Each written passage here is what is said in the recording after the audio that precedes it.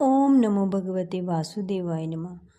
कार्तिक मास की कथा का चौथा अध्याय प्रारंभ। देव ऋषि नारद जी बोले, ऐसा कहकर विष्णु भगवान मछली रूप धारण कर कश्यप मुनि की अंजलि में प्राप्त हुए। उस मछली पर दया करके मुनि ने उसको कमंडल में डाल दिया। जब वह उसमें ना समाई तब कुएं में डाला, कुएं से तालाब में, तालाब से समुंदर में डाली गई। तब मत्स्य रूपधारी भगवान शंखासुर को मारते हुए और अपने हाथ में दबाकर बद्री वन को गए और वहां सब ऋषियों को बुलाकर भगवान बोले कि जल के भीतर वेद निमग्न हो गए हैं, तुम उन्हें ढूंढो और शीघ्रता पूर्वक जल में से निकाल कर रहस्य समेत ले आओ, जब तक मैं सब देवताओं समेत प्रयाग में निवास करूंगा। नारद जी बोले, तप तपोबली उन मुनियों ने बीज और यज्ञ मंत्रों सहित वेदों का उद्धार किया।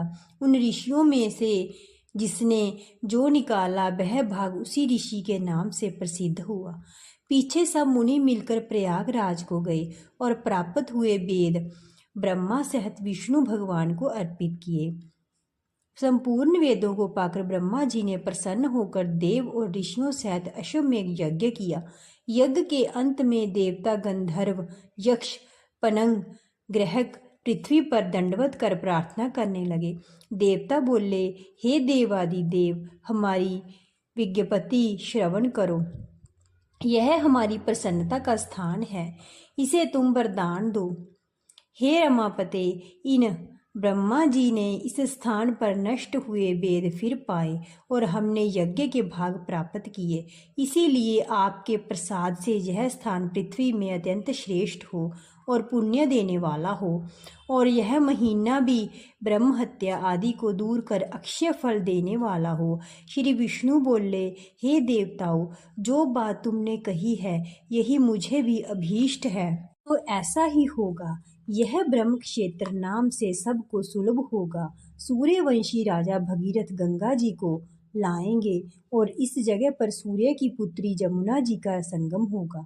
जो पुरुष अपने पितृ स्वरूपों का यहाँ श्राद्ध करेंगे, उनके पितृगण मेरे स्वरूप को धारण करेंगे।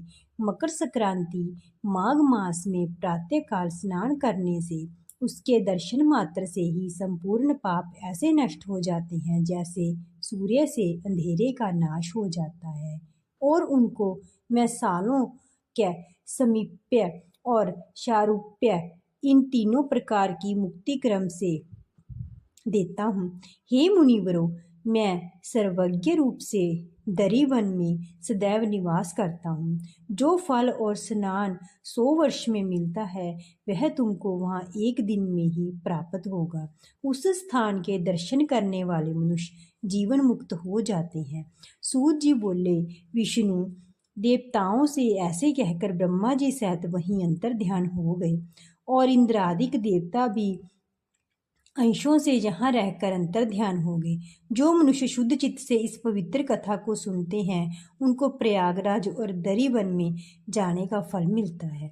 चौथा अध्याय संपूर्ण। अगर आपको कथा अच्छी लगी तो प्लीज़ वीडियो को लाइक कमेंट करना ना भूलें, साथ में चैनल को सब्सक्राइब भी कर दें।